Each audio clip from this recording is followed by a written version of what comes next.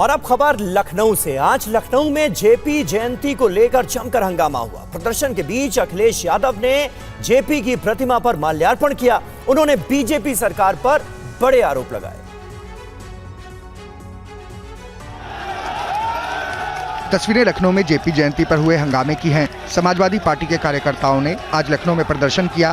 Police ने Samajwadi party के नेताओं को जेपी सेंटर जाने की इजाजत नहीं दी थी।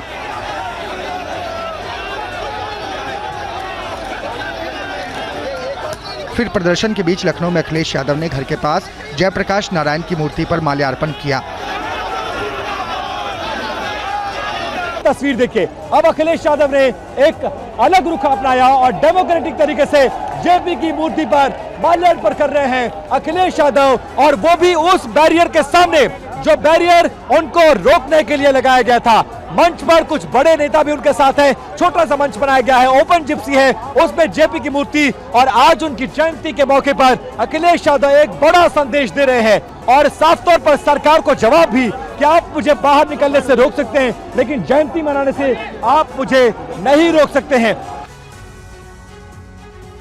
और जेपी जयंती के मौके पर माल्यार्पण के बाद अखिलेश यादव ने प्रेस कॉन्फ्रेंस भी की। क्या कहा इस दौरान, आप सुनिए। जो संविधान में व्यवस्था है उसको नहीं मानने वाले लोग, ये भारतीय जनता पार्टी के लोग जो बहाना ले रहे हैं कि वहां पर आपको बिच्छू दिखाई दे जाते।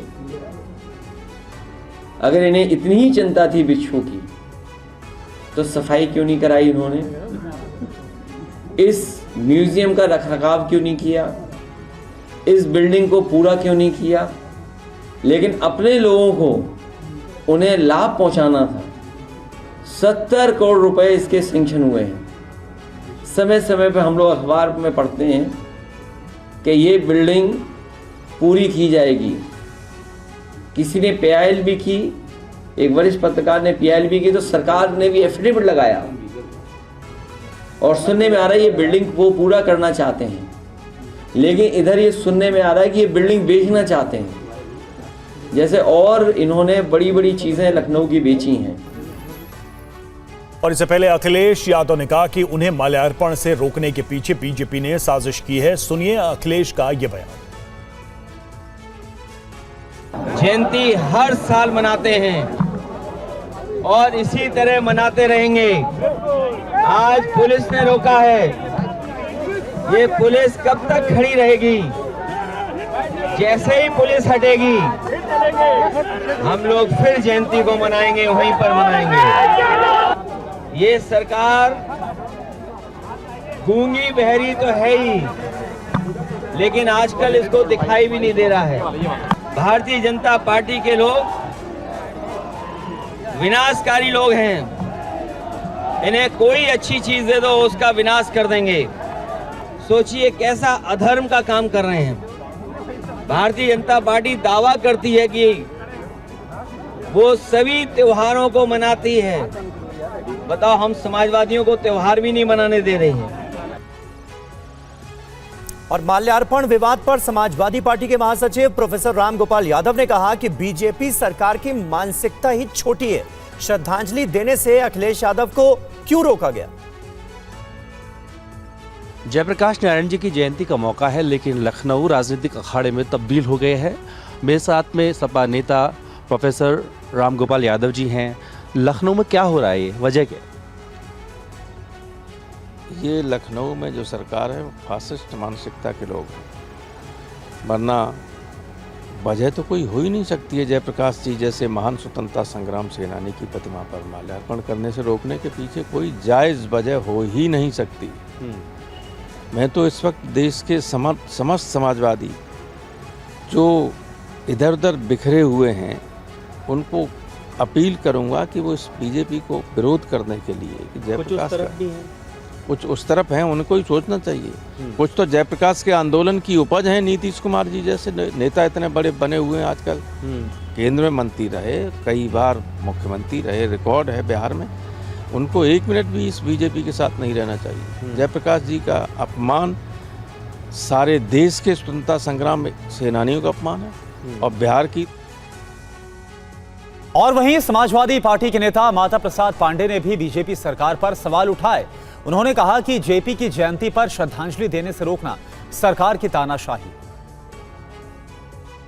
देखिए, इनका लोकतंत्र में विश्वास नहीं है और न मौलिक स्वतंत्रता पर इनका कोई ध्यान है। वास्तव में जयप्रकाश नारायण जी हमारे आज़ादी लड़ाई के बड़े योद्धा थे, स्वतंत्रता सेनानी थे और उनको सभी पार्टियों के नेताओं का सम्मान प्राप्त था और इसीलिए आज उनकी जयंती पर हम लोग प्रतिवर्ष उनको सम्मान देने के लिए, उनका सम्मान करने के लिए उनके मूर्ति पर माल्यार्पण करते हैं। पिछली बार भी इनको रोका गया था, लेकिन हमारे राष्ट्रीय अध्यक्ष कूद करके बैरिकेडिंग गए और उन्होंने वहाँ माल्यार्पण किया और माल्यार्पण करके चले आए।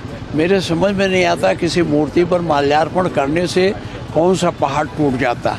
या तो उस संस्था में इन्होंने कोई गड़बड़ी कर रखी है या उसमें कोई इन्होंने उसको बेचने का प्रयास कर रहे हैं, उसकी गड़बड़ियाँ उजागर न हों, इसलिए इस तरह का ये अवैधानिक लोकतांत्रिक कार्रवाई करके वहाँ जाने से रोक रहे हैं।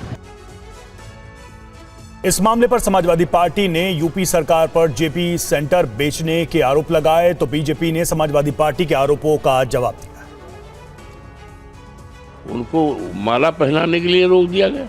इससे ज़्यादा दुर्भाग्य, इससे ज़्यादा इस देश की आज़ादी के लाने वाले लोगों के जन्मदिवस पर माला पहुंचाने के लिए रोकना, उसको ढक देना और उसके लिए परेशानी पैदा करना, अवरोध पैदा करना, ये देश की आज़ादी के और देश के लोकतंत्र पर माथे पे कलंक है।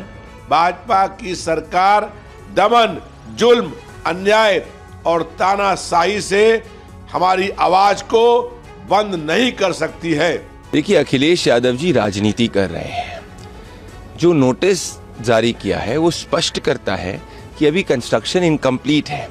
अगर अखिलेश यादव जी को इतना ही सच्ची नीयत से इंटरेस्ट होता तो वो अपने ऑफिस के अंदर भी जयप्रकाश नारायण जी को नमन कर सकते थे। दिक्कत ये है कि आज समाजवादी पार्टी जयप्रकाश नारायण जी के आइडियल्स को भूल चुकी है।